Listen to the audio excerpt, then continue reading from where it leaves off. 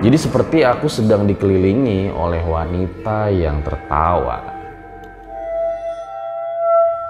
Kowe, ra iso, boleh.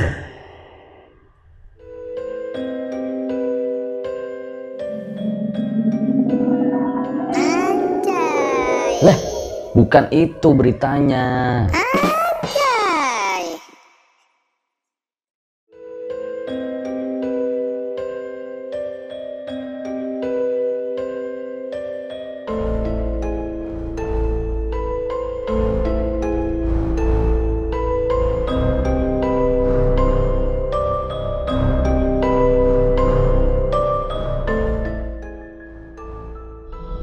Kembali lagi bersama gua Fajar Aditya, kali ini di Om Mamat Season 2.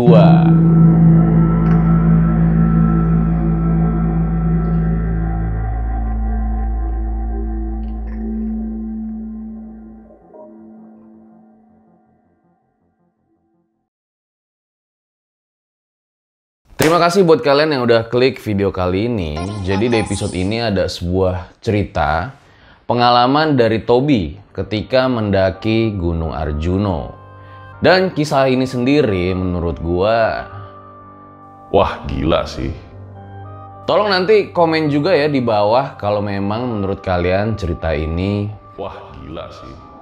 Kemudian sebelum gue mulai cerita pada kali ini, buat kalian yang punya mungkin thread Twitter, Kaskus, Instagram, Quora, atau lain-lain lah. Atau bisa juga kalian punya referensi cerita yang pengen dibawain di RJL, bisa langsung kasih tahu kita lewat email atau DM Instagram. Gue tunggu cerita-cerita dari kalian. Kemudian jangan lupa juga follow Instagram RJ5 sama Instagram gua, karena nanti di situ bakal ada jadwal tayang kapan dari RJ5. Ya banyak lah, intinya nanti info-info tentang RJL bisa kalian dapat dari IG-IG tersebut. Dan gue juga mengucapkan terima kasih buat Tobi yang telah mengizinkan RJ5 membacakan kisah ini. So gue rasa langsung saja, berikut adalah ceritanya.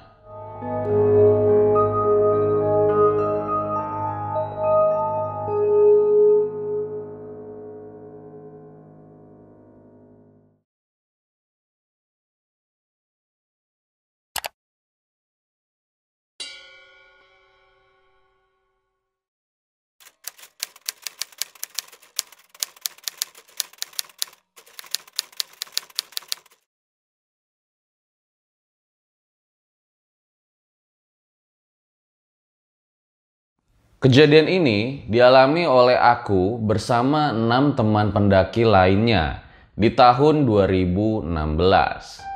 Sebelumnya perkenalkan, nama aku Tobi. Aku bekerja sebagai DJ di salah satu kota di Kalimantan. Aku punya hobi naik gunung. Mungkin dulu bisa 2 kali setiap tahunnya untuk naik gunung. Tapi dikarenakan jadwal yang padat, jadi ya sekarang kesempatan untuk hiking jadi terbatas. Sekitar tahun 2016, aku bersama 6 orang temanku melakukan perencanaan untuk naik ke puncak salah satu gunung yang ada di Jawa, tepatnya Gunung Arjuno.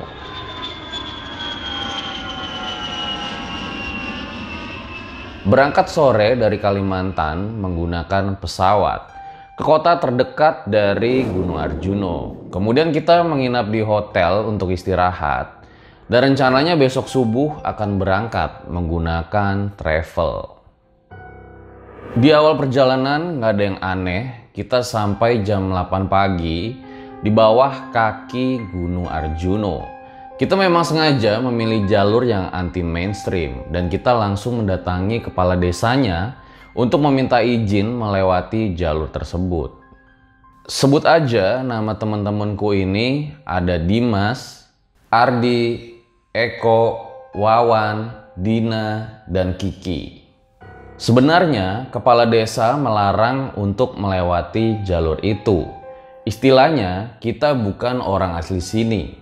Karena ternyata di jalur itu banyak tempat buat masyarakat sekitar untuk melakukan kebiasaan-kebiasaan di daerah tersebut. Dan karena kita berpikir untuk melewati jalur pendakian biasa itu agak cukup memakan waktu yang lama, makanya kita berusaha meyakinkan kepala desa agar kita dapat diberi izin melewati jalur tersebut, asalkan memang benar-benar nanti kita menjaga sikap. Dan kepala desa dengan berat hati mengizinkan kita, tentunya dengan syarat.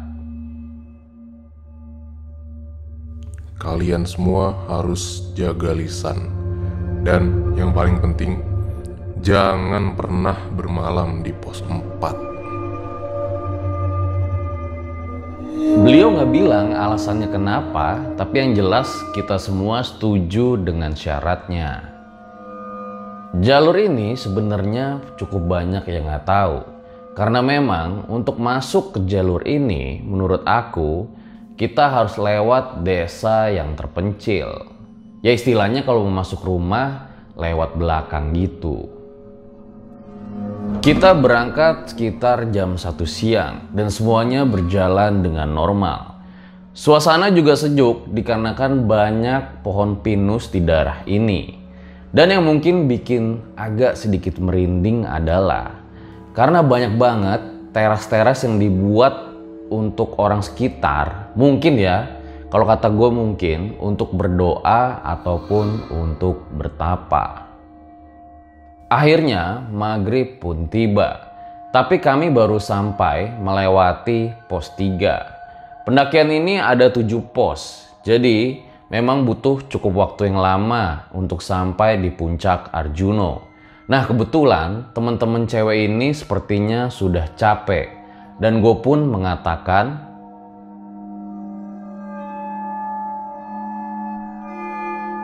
ya udah kenapa kita nggak ngecamp aja di pos 4? Paling bentar lagi juga sampai.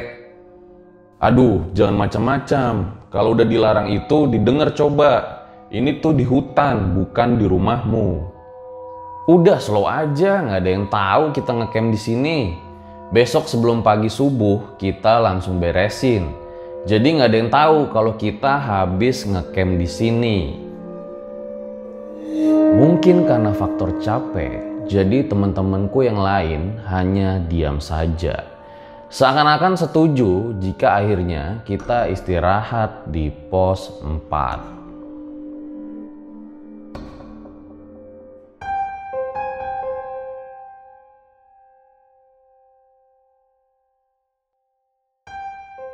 Setelah terus berjalan sekitar 1 jam, akhirnya kami sampai juga di pos 4. Dan terdapat sebuah tulisan di pinggir kayu jalan setapak yang bertuliskan angka 4. Sudah dipenuhi oleh tumbuhan yang menjalar. Pikirku mungkin karena di sini jarang ada yang lewat, jadi sedikit kurang terawat. Dan di situ juga terdapat sebuah pos, seperti pos ronda mungkin untuk istirahat. Sedangkan di belakang pos tersebut terdapat sebuah lapangan yang cukup luas dan bersih. Nah mantap nih tempatnya, luas begini. Masa nggak boleh sih buat ngecamp di sini? Kita langsung bagi-bagi tugas agar ada tempat untuk kita beristirahat.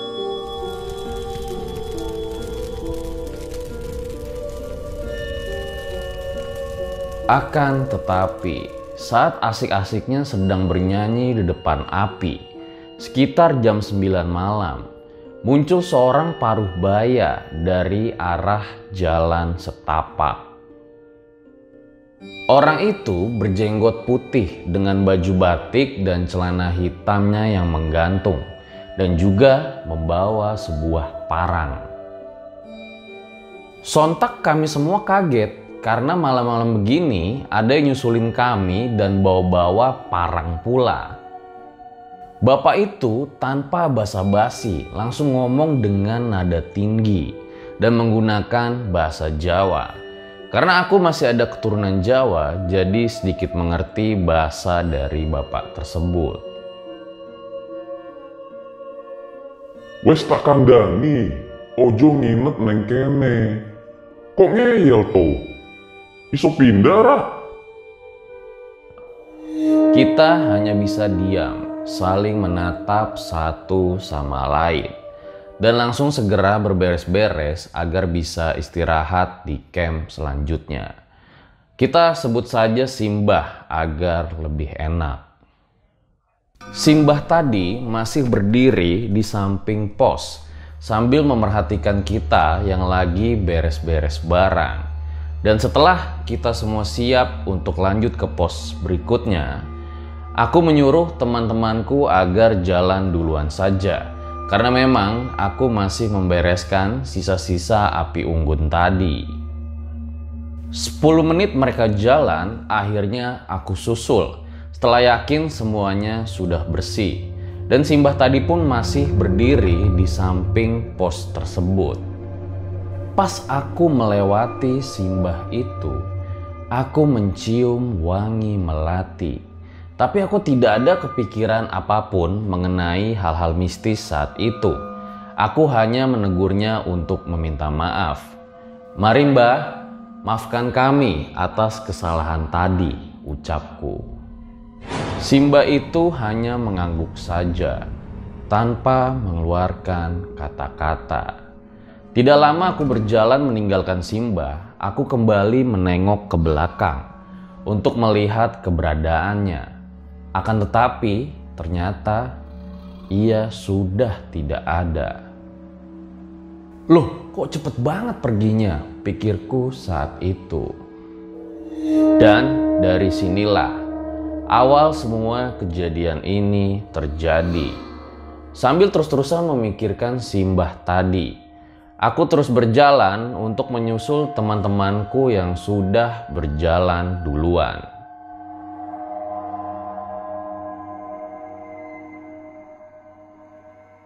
Tapi ada yang aneh.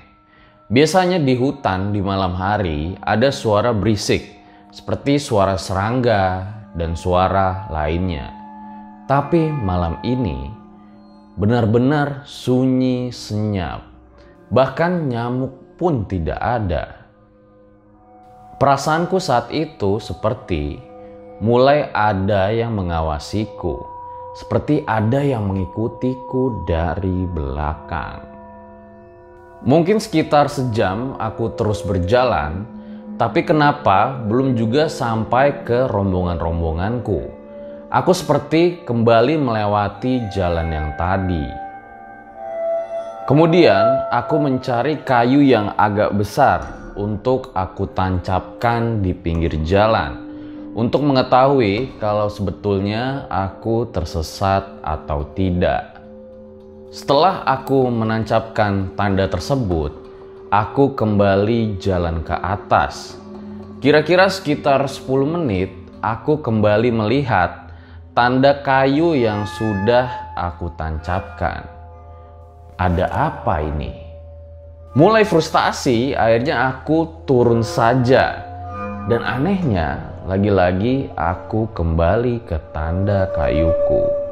Lalu aku bergerak pergi ke arah kanan masuk ke dalam hutan-hutan.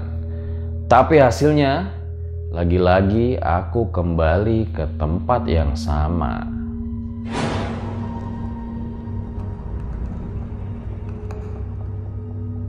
Muncul pikiran panik. Apakah aku disembunyikan? Sebetulnya apa salahku? Apakah karena ngecamp di pos 4? Dan mengapa hanya aku yang disembunyikan? Muncul banyak pertanyaan-pertanyaan di kepalaku. Aku putus asa dan lelah karena bolak-balik tidak menemukan jalan. Aku duduk tepat di samping kayu yang aku tancapkan. Nengok kanan, kiri, depan, dan juga belakang. Karena aku merasa seperti ada yang sedang memperhatikanku, banyak berada di sekitar pohon-pohon. Tapi aku tidak melihat sosoknya seperti apa. Hingga akhirnya terlihat sekelompok orang yang muncul dari bawah gunung. Dan mereka menggunakan pakaian seperti kerajaan, membawa tombak dan juga obor. Mungkin sekitar 10 sampai 15 orang. Mereka lewat tepat persis di samping jalan setapakku. Aku mencoba memanggil mereka, tapi tidak ada jawaban. Mereka hanya menoleh sebentar ke arahku, lalu jalan lagi.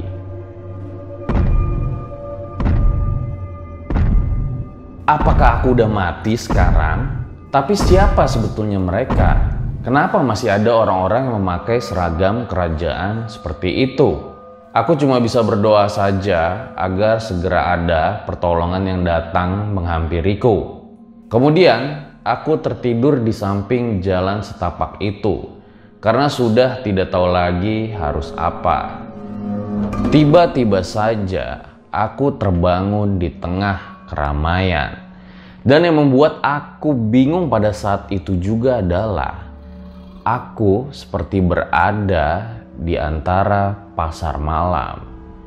Seakan-akan tidak percaya bagaimana bisa tiba-tiba ada pasar di sini. Dan orang-orangnya terlihat mengenakan pakaian zaman dahulu, pucat dan tanpa ekspresi. Kemudian aku didorong dengan keras sampai terjatuh. Duh, siapa sih yang dorong-dorong kayak gini? Kira-kira dong, ucapku saat itu. Dan ketika bangun, seketika pasar yang tadinya ramai menjadi sangat sepi. Yang tadinya terlihat banyak orang menjadi tidak ada siapapun kecuali aku.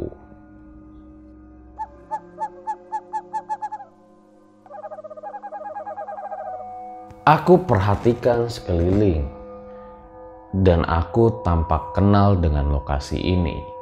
Ya, ini adalah pos 4, tempat tadi kami ngecamp. Loh, bagaimana mungkin tadi bisa menjadi pasar? Pikirku semakin kebingungan. Di saat masih kebingungan, tiba-tiba saja terdengar suara ketawa wanita lirih melengking yang membuat sangat merinding.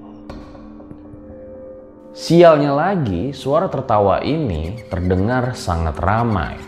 Jadi seperti aku sedang dikelilingi oleh wanita yang tertawa. Dan karena semakin ketakutan, aku berusaha berlari. Berlari entah kemana, yang penting menjauh dari suara tersebut. Hingga akhirnya aku melihat ada sebuah pondokan di dalam hutan.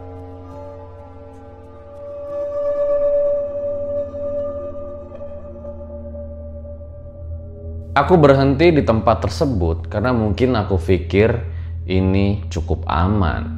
Akan tetapi, tiba-tiba saja ada suara berat dan besar yang membuat aku menjadi gemetar. Kowe, ra iso, boleh. Kemudian seakan-akan tidak usai, ada suara cekikikan dari arah belakang dinding pondok. Sontak aku langsung lari keluar pondok dan bodohnya aku adalah aku menoleh ke arah samping pondok. Dan di situ banyak sekali sosok makhluk yang di luar akal logika manusia. Mereka tidak terlihat seperti setan. Ya, mereka tidak seperti setan yang selama ini kita tahu, tapi lebih terlihat seperti persilangan antara manusia dan binatang. Makin gemetaran badan ini setelah melihat sosok tersebut. Lalu aku berlari hingga kembali ke jalan setapak tempat tanda kayu tadi. Aku menangis di situ dan sepertinya sudah putus asa.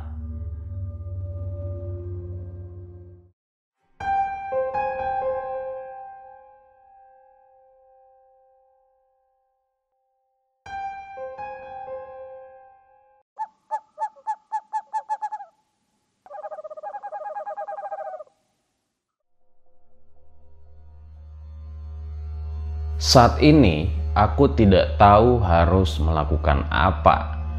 Seakan belum usai. tiba-tiba saja muncul sesosok seperti Simbah dengan berbadan ular besar sedang turun dari pohon. Ternyata itu adalah Simbah tadi yang melarang aku ngecamp di pos 4. Aku mematung tanpa bisa berkata ataupun lari.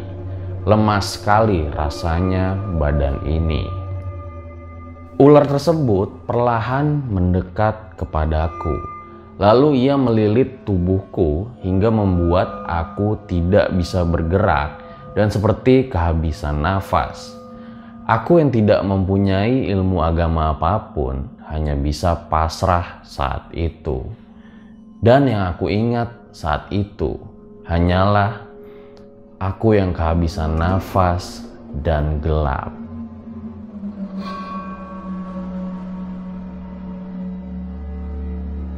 Hingga aku terbangun masih di tanda kayu tadi. Dan sekarang ada nenek-nenek yang menghampiriku dan berkata seperti ini. Kalau dikasih tahu orang tua itu nurut, jangan ngebantah. Tempatmu mendirikan kemah sama temanmu tadi itu adalah tempat gaib. Sudah dikasih tahu malah berkata tidak sopan. Simbah, lihat kamu seperti mirip cucuku. Aku bakal bantu kamu keluar dari sini. Ingat, ini bukan rumahmu. Jagalah lisan dan sikapmu. Pergilah kamu cari sumber air untuk kemudian kamu berwudu. Lalu kembalilah pergi dan tidur di sini. Aku hanya bisa mengangguk saja. Dan tiba-tiba ada suara dari arah kiriku, lalu aku menoleh. Dan saat aku kembali, nenek tersebut sudah tidak ada. Gak tahu kenapa, tiba-tiba saja aku mendengar suara seperti percikan air. Dan ternyata ada sungai kecil mirip parit di belakang pohon besar. Aku langsung wudhu di sana dan kemudian balik ke jalan setapak dan berusaha tidur memejamkan mata.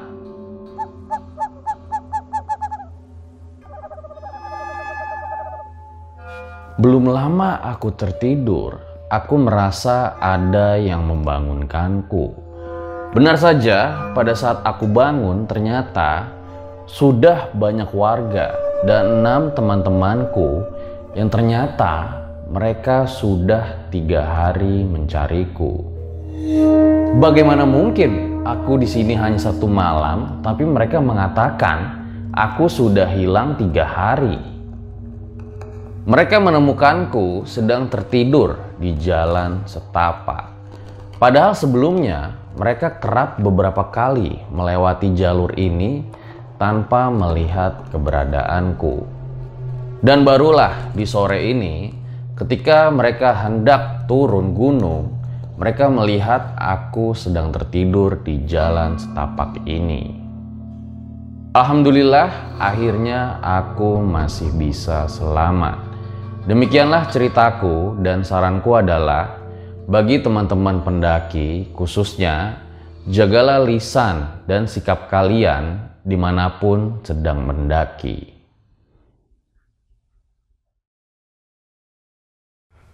Kowe, ra iso, boleh.